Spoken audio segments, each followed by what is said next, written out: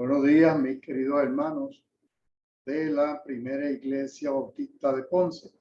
Te habla el hermano Joaquín Lavoy para acompañarte en la lección en esta mañana. Seguimos utilizando el libro del discípulo, Salud Integral. Estamos en la cuarta unidad, los duelos y sentimientos de pérdida. En esta mañana estaremos en la lección 17. La pérdida, lo vano y lo eterno. Estamos en Eclesiastés capítulo 12, versos del 1 al 8. Eclesiastés capítulo 12. El objetivo de la lección esta mañana es identificar aquellas cosas o acciones que son vanas, conocer algunas de las razones por las cuales a los seres humanos se les dificulta morir y analizar las pérdidas que trae consigo la vejez y evaluar las conductas que como cristianos nos pueden llevar a trascender o autorrealizarnos. Vanidad, la palabra hebrea que se traduce como vanidad de un vocablo, puede ser Ebel o Hebel o Ebel con H, es la raíz del nombre de Abel, hijo de Adán, y significa literalmente aliento. Por lo tanto, Ebel o Hebel describen realidades etéreas, realidades transitorias, cosas que al igual que el aliento, ahora están y en un instante desaparecen. Y así es la vida. Autorrealizarse es la necesidad psicológica más elevada del ser humano. A través de su satisfacción es que se encuentra una justificación o sentido válido a la vida mediante el desarrollo potencial de algún tipo de actividad. Eclesiastés. El título en español de Eclesiastés viene de las traducciones griegas y latinas de este libro que se le atribuye al rey Salomón. La versión de los 70, Septuaginta, usó el término griego Eclesiastés para su título. Quiere decir predicador o derivado de la palabra eclesia, traducida como asamblea, congregación o iglesia en el Nuevo Testamento. El título tanto de la versión griega como latina se deriva del título en hebreo que es el Coelet. El Coelet quiere decir uno que llama, uno que congrega al pueblo y se refiere al que se dirige a la asamblea. De aquí el título de el predicador. Eclesiastés se atribuye generalmente a Salomón, aproximadamente entre los años 971 al 931 antes de Cristo, quien lo habría escrito en su vejez. Pero algunos eruditos creen que el libro tuvo su origen en tiempos de Esdras, alrededor del 450 antes de Cristo. Eclesiastés nos muestra que ciertos caminos en la vida nos conducen a un vacío. Este libro profundo nos ayuda a descubrir el verdadero propósito de la vida. Está escrito en forma de poema que, claro, al traducirlo del hebreo al español, pues pierde. Por eso ustedes notarán que cuando entremos de lleno en los textos, pues hay distintas maneras de expresarlo. Eclesiastés capítulo 1, verso 1 dice: palabras del predicador, hijo de David, rey en Jerusalén. Puede ser Salomón o pudo haber sido alguien, uno de los príncipes de la corte. En la Biblia textual y la Biblia de Jerusalén traducen esa palabra predicador con la palabra hebrea, coelet, que es la palabra que se traduce como predicador, asambleísta, eclesiastés. Así que se presume que es Salomón, que es el hijo de David, es este predicador, este coelet, este que llama a la asamblea, es un conferenciante, un predicador, un maestro. El Coelet. El libro comienza y termina con una frase que transmite su mensaje central. Vanidad de vanidades, dijo el predicador, vanidad de vanidades, todo es vanidad. Y esta frase la encontramos en Eclesiastés capítulo 1, verso 2 y Eclesiastés capítulo 12, ya que es el último capítulo del libro, en el verso 8. Vanidad de vanidades, dijo el predicador, vanidad de vanidades, todo es vanidad. Esos son los dos, ese mensaje central se repite en esta. Así que Coelet, vanidad, que es Ebel o Yevel, vaciedad, vacío, transitorio, aliento, hálito, suspiro o algo fugaz, etéreo. Algo que no permanece. El siguiente poema, que es el Eclesiastés capítulo 3, verso del 1 al 8, en ese capítulo 3, el poema enuncia primero un principio general en el versículo 1 sobre el tiempo y luego numera 14 pares de acciones contrarias, que son los versos de 2 al 8. Eclesiastés 3:1 enumera y establece que todo tiene su tiempo y todo lo que se quiere debajo del sol tiene su hora. Y ahí comienzan estas 14 pares: tiempo de nacer, tiempo de morir, tiempo de plantar, tiempo de recoger lo plantado, etcétera. Ese es pero el principal texto aquí es el 1. Todo tiene su tiempo. Y por eso es que entonces en la lección de hoy estamos hablando, igual que nos hablaba la pastora Irizarry la semana pasada, sobre el tiempo, la mayordomía del tiempo. El Salmo 31:15, uno de mis salmos favoritos, establece que en tu mano, Dios, ¿verdad? Señor, están mis tiempos. Los tiempos tuyos, los tiempos míos están en las manos de Dios. Salmo 31:15. Y todo tiene su tiempo. Así que estos 14 tiempos que habla aquí, todos están en las manos del Señor. El libro de Eclesiastés se enfoca en dos poblaciones, principalmente la juventud y las personas ancianas. En este libro, los jóvenes son aconsejados sabiamente para el futuro que les depara. Se les invita a estar alegres, disfrutar la vida, tener en cuenta que cada una de sus acciones serán juzgadas ante Dios. Y también se enfatiza en que hay cosas que son vanas, etéreas y otras que son eternas. Una vez más hablaremos de las pérdidas, que es la unidad que hemos estado tratando. Pero en esta ocasión hablaremos sobre la pérdida del tiempo. Cuando no buscamos a Dios en nuestra juventud, hemos perdido el tiempo, y cuando lleguemos al momento cuando la vida ya no nos da ningún placer, pues entonces hemos perdido el tiempo. Así que la pérdida del tiempo, el desenfoque de las personas en los placeres y las vanidades de la vida.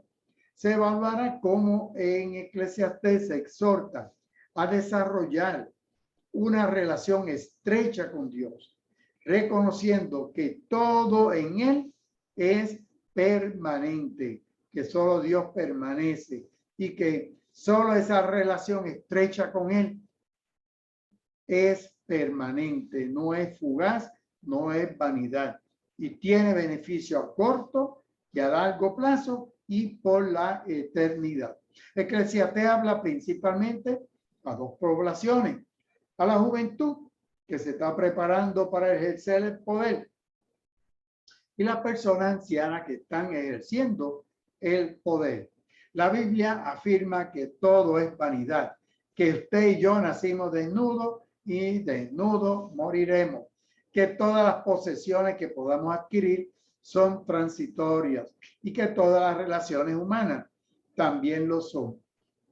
Todo lo que podemos adquirir en este mundo es transitorio. Todo es vanidad. Ahora bien, Eclesiastés afirma también que hay un elemento que es permanente, pues no está sujeto a las vanidades de este mundo. Y ese elemento que es permanente es nuestra relación con Dios, tu relación con Dios, mi relación con Dios. Esto no es vanidad, esto no es fugaz, esto es permanente. Así que Eclesiastés 12:13 afirma este punto cuando dice que el fin de todo este discurso, porque ahí es que termina, este discurso que has oído es: teme a Dios y guarda sus mandamientos, porque esto es el todo del hombre. ¿Y qué es el temor a Dios? Es una actitud de reverencia, de obediencia y de fidelidad que le da sentido a la vida. Esa actitud de ser fiel a Dios, de ser obediente al Señor, eso le da sentido a la vida. Todos los elementos vanos de la vida adquieren sentido cuando los colocamos bajo la soberanía de Dios. Eclesiastés 11:9 dice y nos llama a vivir con una actitud positiva, alegría y de provecho. Alégrate, joven, en tu juventud. Toma placer en tu corazón en los días de tu adolescencia. Anda según los caminos de tu corazón, la vista de tus ojos. Pero recuerda, sobre todas las cosas te juzgará Dios. Vamos a entonces entrar de lleno al análisis de la escritura de la lección en esta mañana, que es el capítulo 12 de los primeros 8 versos de este poema. Acuérdate de tu creador en tu juventud. Eclesiastés 12:1. Acuérdate de tu creador ahora que eres joven. No esperes a que vengan los días malos y a que lleguen los años que digas: vivir tanto no es motivo de regocijo. Como dicen otras versiones, no tengo en ellos contentamiento. Cuando ya en la vejez no hay regocijo, cuando lo que hay es dolamas. Ese texto 1 nos llama a acordarnos de Dios. Hoy, antes de sufrir, ahora que somos jóvenes, antes de sufrir el deterioro que el tiempo trae a la vida humana, es necesario buscar a Dios hoy, antes que lleguen los días malos, cuando nuestros cuerpos se envejezcan, cuando perdemos varias de nuestras habilidades físicas y mentales y no podamos disfrutar la vida a plenitud. El verso 2 dice: antes que se oscurezca el sol, la luna, la luz, las estrellas y vuelvan las nubes tras la lluvia. ¿Qué quiere decir esto? Vamos a leerlo en Nueva Traducción Viviente. Esta versión que tanto nos gusta en NTV, Nueva Traducción Viviente. Acuérdate de Él, de Dios, antes que la luz del sol, de la luna y de las estrellas se vuelvan tenue a tus ojos viejos. En otras palabras, ya estamos con pérdida de visión.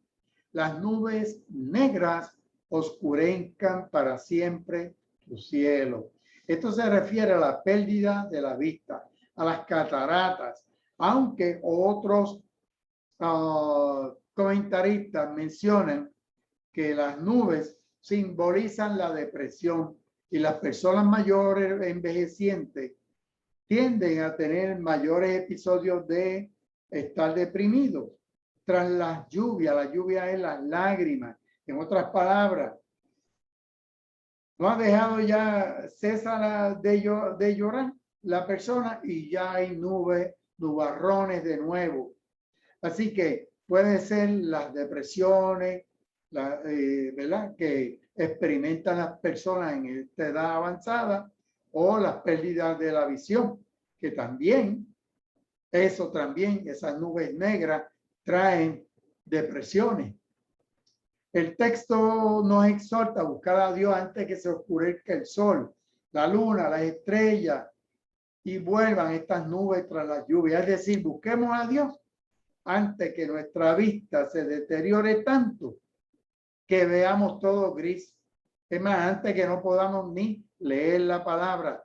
Gracias al Señor que hoy por hoy hay Biblias habladas. Que si usted tiene la vista empañada, cansada, usted puede tener inclusive en su celular. En un celular usted puede oír, escuchar la palabra de Dios. Pero busquemos a Dios antes de que esta vista nuestra se deteriore tanto que veamos todo gris. Verso 3, hazlo antes que tiemblen los guardianes de la casa y se encorven los guerreros y disminuya el número de las molineras. Queden a oscuras los que miran por las ventanas. Uno lee esto y dice, ¿de qué están hablando? Pues los comentaristas y otras traducciones. Vamos a ir primero a la traducción de Nueva Traducción Viviente para ver cómo ellos abordan este texto. Nueva Traducción Viviente refiere, acuérdate de Él, de Dios, antes que tus piernas de tu casa empiecen a temblar. Así que estos tiemblen los guardianes son las piernas de la casa. Es como si el cuerpo fuera una casa. Antes que empiecen a temblar las piernas de tu casa y tus hombros, guerreros fuertes, se encorven. Esto es, se encorven los guerreros, los hombros, los brazos ya no tienen fuerza, ya me tiemblan las manos. Acuérdate de Él antes que tus dientes, pocos sirvientes que te quedan, dejen de moler. Esto es lo que dice aquí. Y disminuyan el número de las molineras. Las molineras, los dientes que se utilizan para moler el grano, para moler el alimento en la boca. Esto es, antes que te queden poquitos sirvientes ahí. Y tus pupilas que miran por las ventanas ya no vean con claridad. En otras palabras, queden a oscuras los que miran por las ventanas. ¿Quiénes? Las pupilas, las cataratas ponen oscura la pupila, ya no pueden ver por las ventanas. Así que por eso es que Nueva Traducción Viviente es más fácil de entender. Pero ¿qué es lo que está aquí describiendo? Pues el envejecimiento, las piernas, los hombros, la boca, los dientes, las pupilas, la catarata, la ceguera, la debilidad, todo esto que viene acompañado. Así que cuando tiemblen los guardianes, es decir, nuestras piernas, se encorven los hombres fuertes, nuestros brazos, nuestros hombros, cuando dejen de trabajar las molineras, esto significa que perdemos los dientes para triturar los alimentos. Y queden a oscuras los que miran por las ventanas, es decir, nos quedamos ciegos, perdemos la visión. Y el verso 4, hazlo antes que se cierren las puertas que dan a la calle y el ruido del molino deje de oírse. Hazlo antes que las aves eleven sus trinos y ninguno de sus cantos puedas escuchar. Lo que está diciendo aquí es que nos vamos quedando sordos. No se cierran las puertas, nos quedamos sordos. No oímos ni el ruido de los molinos, ni las aves cuando elevan sus cánticos y sus trinos. Ya no los podemos oír. Cuando las puertas de afuera se cierren, apagando el ruido del molino, y cuando se escuche la voz del ave, pero las canciones dejen de oírse. Esto es antes de perder la capacidad. Nos vamos quedando sordos, mi hermano. O sea, aquí el Eclesiastés está describiendo las características del envejecimiento natural del cuerpo. De pierde funciones, perdemos capacidades. Luego vendrá el temor por las alturas. y se experimentará terror en el camino. Entonces el blanco almendro florecerá, la langosta resultará una carga y hasta el apetito se perderá, porque el hombre va camino a su última morada y en la calle andarán los que llorarán su muerte. Así que, ¿qué es esto que está diciendo este verso 5? Temor por las alturas, terror por los caminos. Vamos a ver, y el blanco del almendro. El almendro, este árbol, cuando está florecido, las flores son blancas. Este blanco es las canas que nos van saliendo. Nueva traducción viviente. Acuerda ese mismo verso 5. Acuérdate de él antes que tengas miedo de caerte. Este es el temor por las alturas. Caminamos con temor a tropezar, miedo a caernos. Y te preocupa por los peligros de las calles antes que vayamos a resbalarnos. El cabello se pone blanco como la flor del almendro. Arrastramos los pies sin energía como un saltamonte moribundo. Y la alcaparra ya no estimule el deseo sexual. O la alcaparra o unos berries son las que se utilizaban en la antigüedad como afrodisíacos.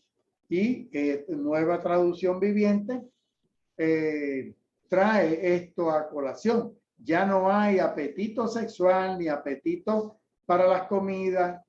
Ya arrastramos los pies. Acuérdate de él antes que te falte poco para llegar a la tumba, el hogar eterno, donde los que lamentan tu muerte van a estar llorando en tu entierro. Temerás de lo alto. Describe el temor a la altura. Es la inseguridad, el vértigo que experimentamos a cierta edad, falta de aliento, nos fatigamos. Temor en el camino sugiere falta de agilidad, falta o miedo a las caídas tan peligrosas, con esas fracturas de cadera que tienen las personas mayores. El almendro florido, figura poética de un cabello emblanquecido, encanecido, ¿verdad? La langosta será una carga. Aquí algunos exégetas dicen que la langosta, que eso es una esperanza, no pesa nada y ni eso podemos levantar del piso. Primero, no lo podemos doblar. O caminamos como langosta arrastrando los pies.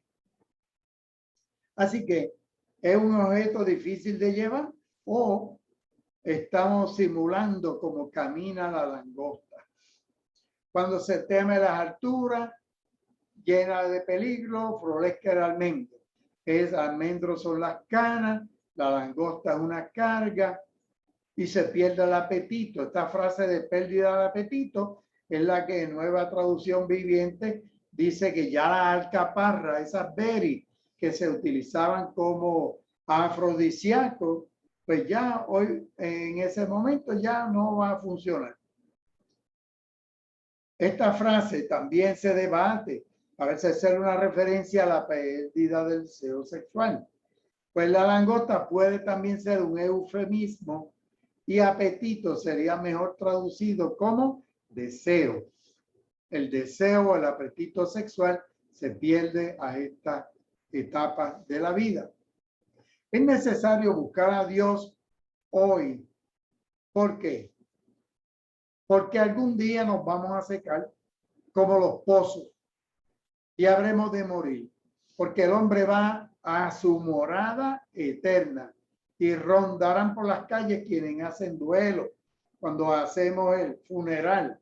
Antes que la cadena de plata se quiebre, se rompa, esa cadena de plata es la cadena de la vida, y se rompa el cuenco de oro, el cántaro se rompa, se quiebre junto a la fuente y no puede llenarse de agua, y la polea se rompe y no podemos sacar agua del pozo antes que el polvo vuelva a la tierra, porque somos polvo como era, y el espíritu vuelva a Dios que lo dio.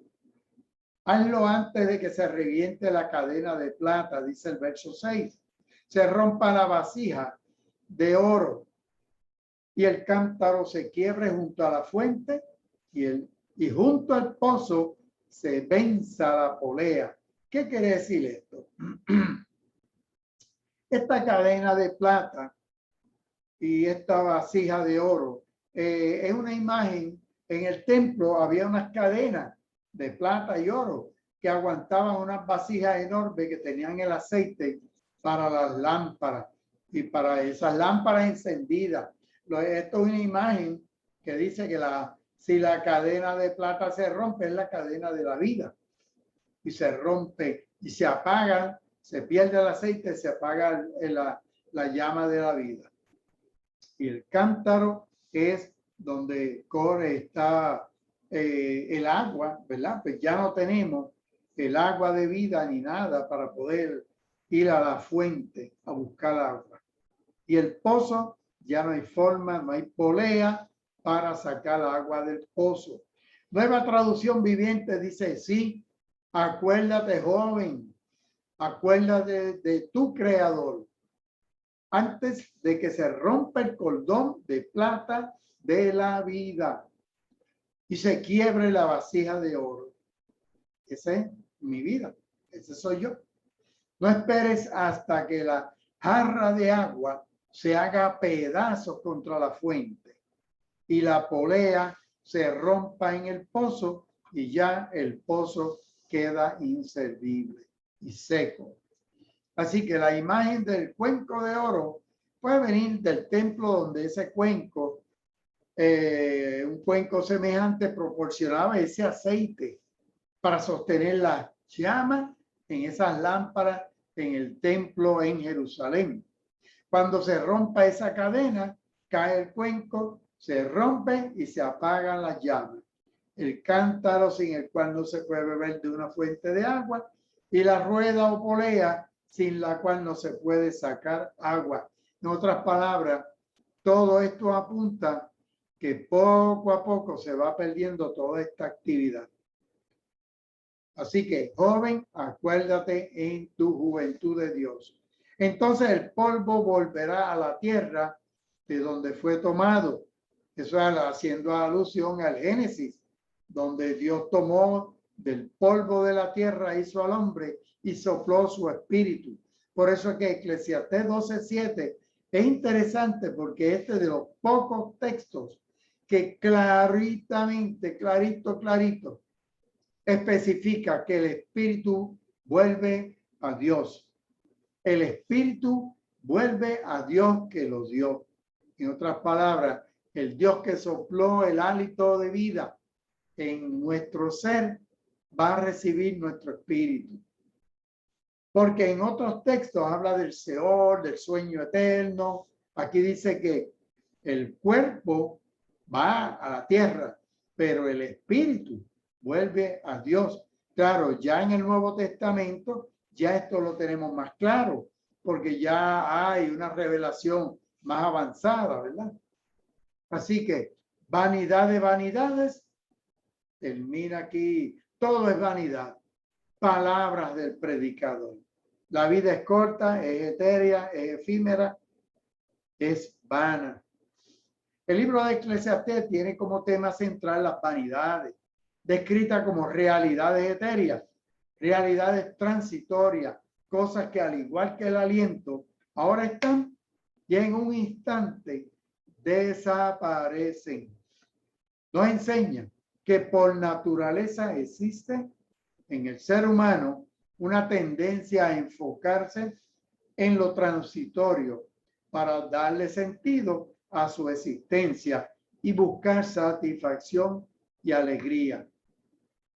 Constantemente nos quejamos de lo rápido que pasa el tiempo, de las cosas que no hemos podido disfrutar, de las cosas que no hemos llevado a cabo. Nos quejamos de la cantidad de trabajo, de responsabilidades que hemos adquirido para obtener otras cosas que al fin y a la postre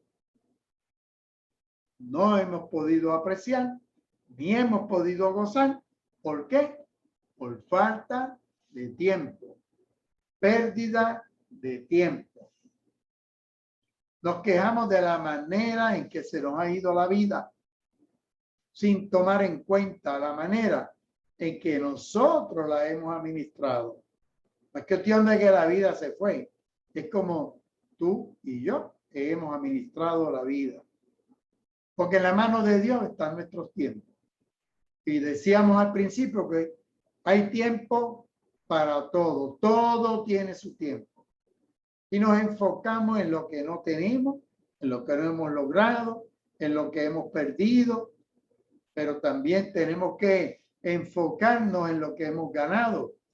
Y eso lo logramos haciendo una relación estrecha con el Señor. El apóstol Pablo en esta carta a los Efesios dice, mira pues con diligencia cómo andéis, no como necios y como gente sabia, aprovechando bien el tiempo, porque los días son malos.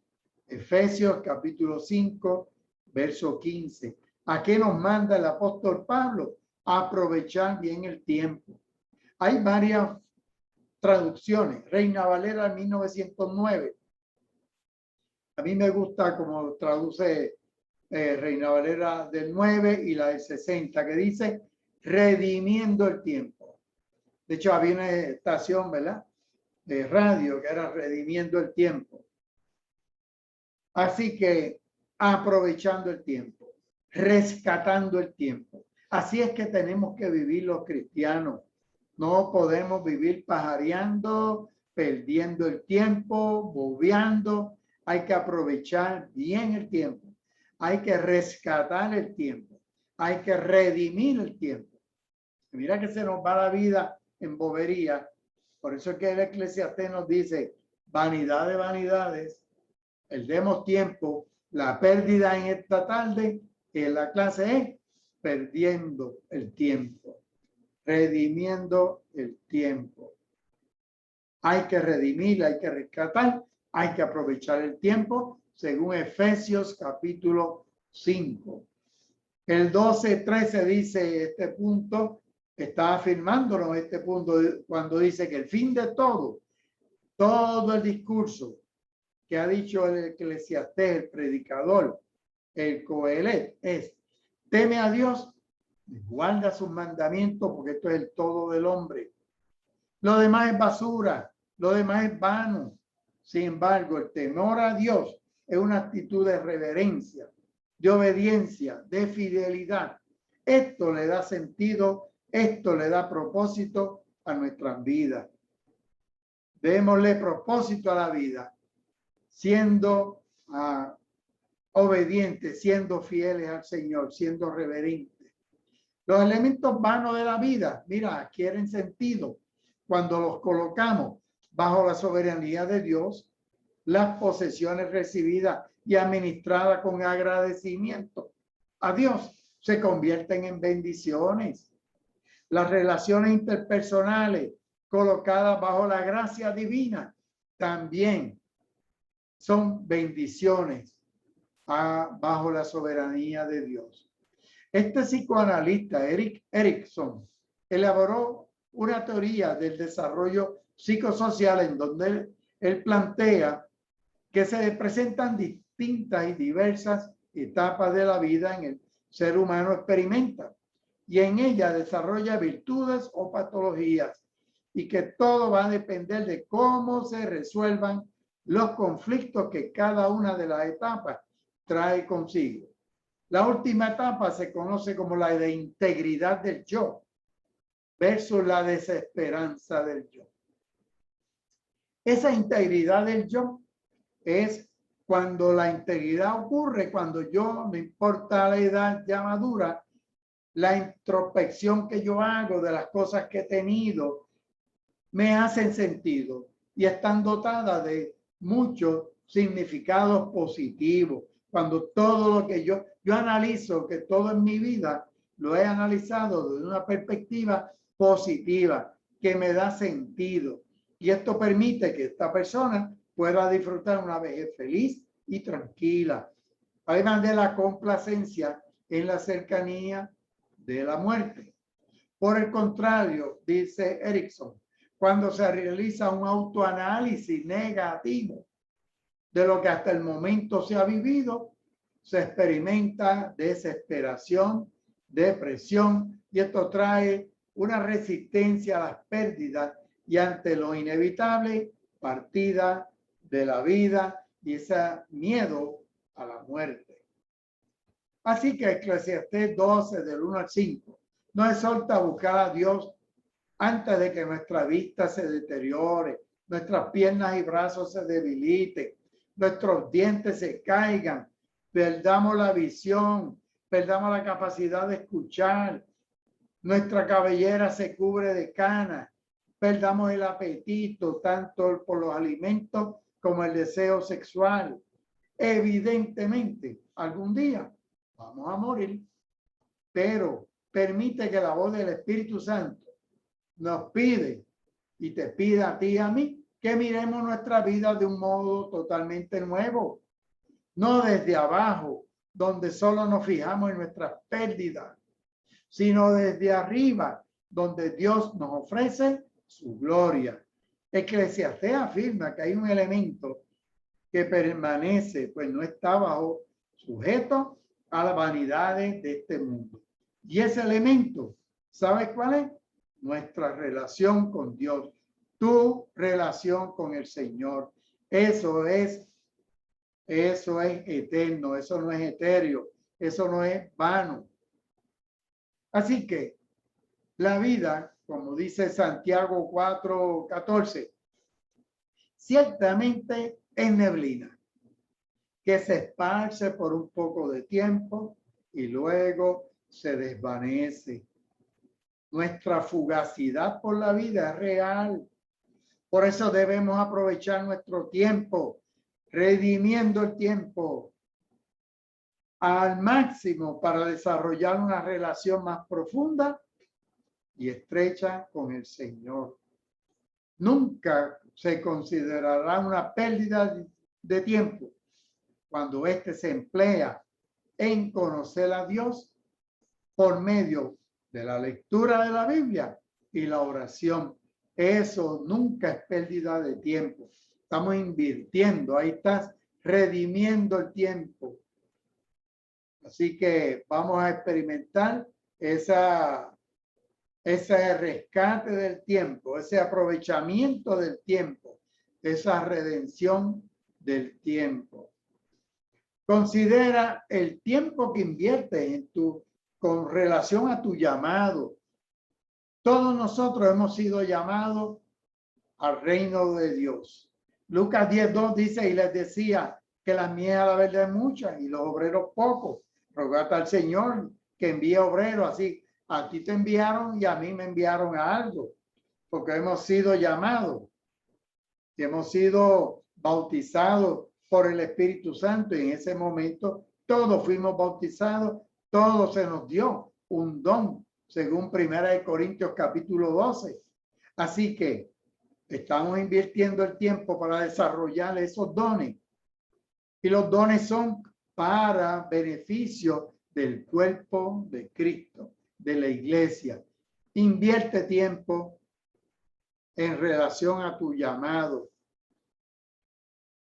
Examina qué cosas te consumen tiempo. Salmo 90:12 dice, enséñanos de tal modo a contar nuestros días que traigamos al corazón sabiduría.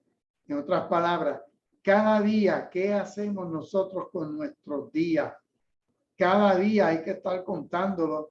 ¿Cuántas horas del día pasamos en comunión con el Señor, haciendo la obra?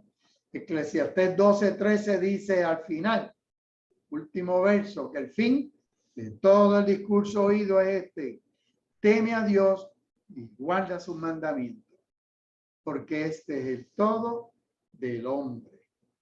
Señor, vengo ante ti en este día para entregarte mi vida y mi tiempo. Gracias por tu amor y tu misericordia. Necesito que puedas restaurar el gozo en mi vida. Me ayudes a manejar todo mi dolor mi tristeza, mi frustración en relación con a cómo he utilizado mi tiempo. Perdóname por reemplazarte por cosas materiales u otras prioridades. Ayúdame a ejercer una mayordomía responsable de mi vida, de mi tiempo y sobre todo las cosas a vivir bajo el temor tuyo. En el nombre de Jesús hemos orado, Señor. Amén y amén. Ya con esta lección terminamos esta unidad y la semana próxima comenzamos la quinta unidad, la restauración. Y en los textos bíblicos van a ser estos. En la lección 18, decisiones y consecuencias. Jonás, en el libro del profeta Jonás.